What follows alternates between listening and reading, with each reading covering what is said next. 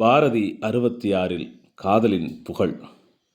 காதலினால் மானுடர்க்கு கலவி உண்டாம், கலவியிலே மானுடர்க்கு கவலை தீரும். காதலினால் மானுடர்க்கு கவிதை உண்டாம், கானம் உண்டாம், சிற்பம் முதல் கலைகள் உண்டாம்.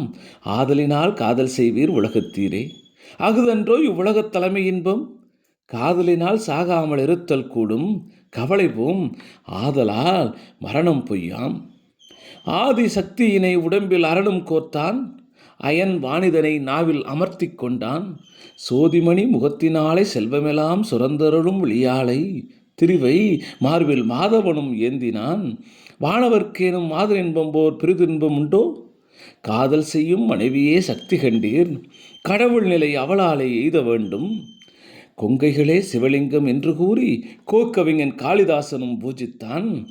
மங்கைதனை காட்டிலும் மூடன் கொண்டேகி மற்றவர்க்கா மதிமயங்கி பொன்மான் பின்னே சிங்கநிகர் வீரர் பிரான் தெளிவின் மிக்க ஸ்ரீதரனும் சென்று பல துன்பமுற்றான்.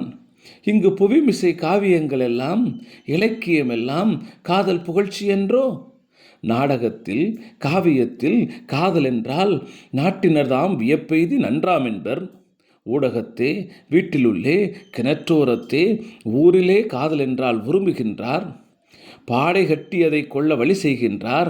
பாரினிலே காதல் எனும் பயிரை மாய்க்க மூடரெல்லாம் பொறாமையினால் விதிகள் செய்து முறை தவறி இடரெய்தி கெடுகின்றாரே. காதலிலே இன்பம் இது கழித்து நின்றால் கனமான மன்னவர் போர் எண்ணுவாரோ? மாதருடன் மனமொன்றி மயங்கிவிட்டால் மந்திரிமார் போர் தொழிலை மனங்கொள்வாரோ? பாதி நெடு கலவியிலே காதல் பேசி பகலெல்லாம் இரவெல்லாம் குருவி போலே காதலிலே மானுடருடன் கழித்து வாழ்ந்தால் படைத்தலைவர் போர் தொழிலை கருதுவாரோ? ஆதலினால் காதல் செய்வீர் உலகத்தீரே.